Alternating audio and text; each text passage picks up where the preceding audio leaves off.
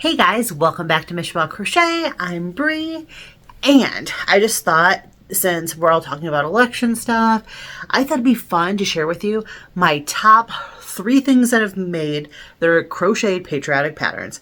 So let's get into it.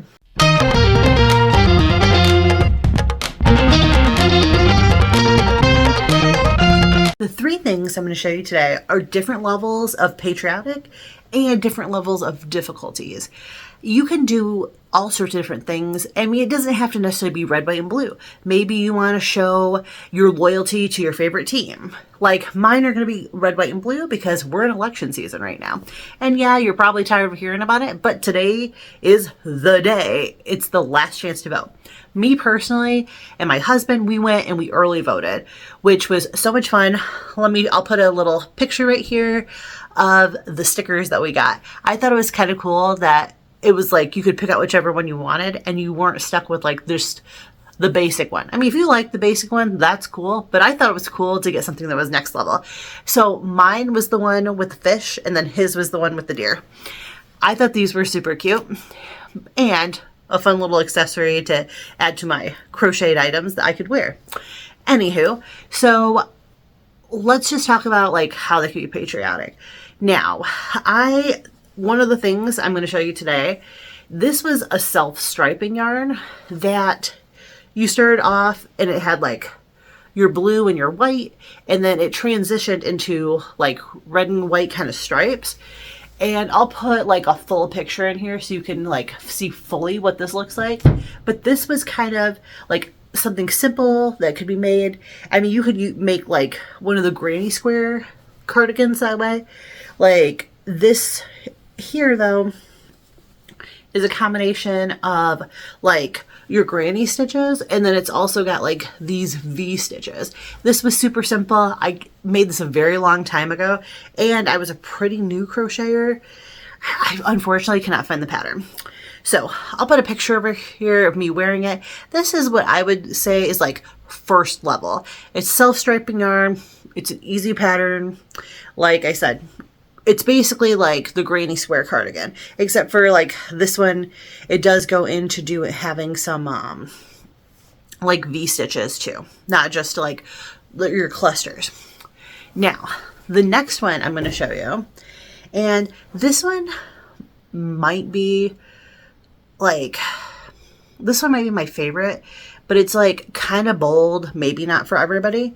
This one is this wing shawl. Now, you could do this in so many different colors. I can't get this all in this little screen, so I'm definitely going to post a picture of me with it over here. But just to kind of give you a little bit closer look, I made this, oh gosh, probably 3 years ago.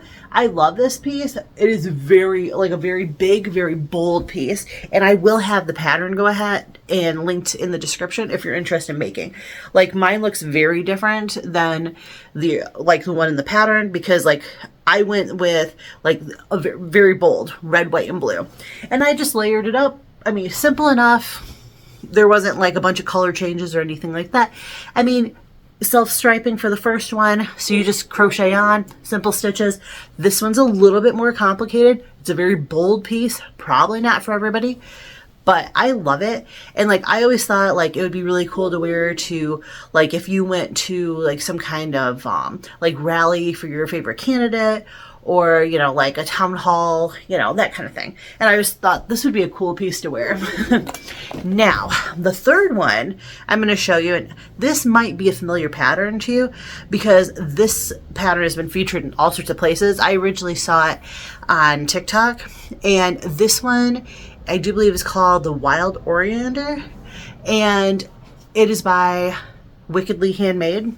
Now, she does hers. It's beautiful. And when I made it, I wanted to make it patriotic. And this is probably one of my favorite pieces.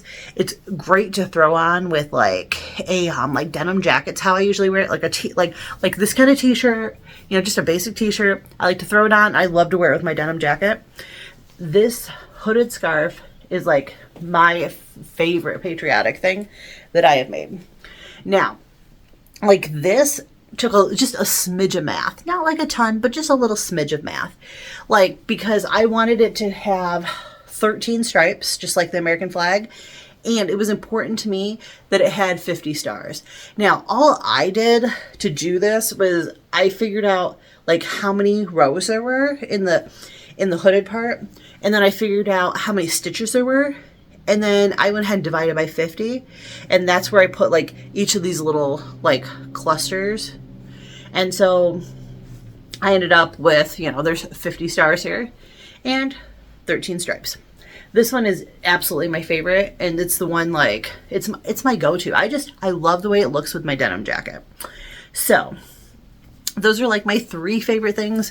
Let me make sure I put a picture in right here of me wearing it. These are just simple ways to show your loyalty to something. Could be your country, could be your like your favorite team. Just, it's a fun way to show loyalty and that you stand for something or with someone. So that's it for today. I'm not going to get, you know, political or anything like that. I hope when you see this, I hope you're inspired to go out and vote. I hope you're inspired to make something patriotic, make something that you stand, you know, that you stand for. So until next week though, take care.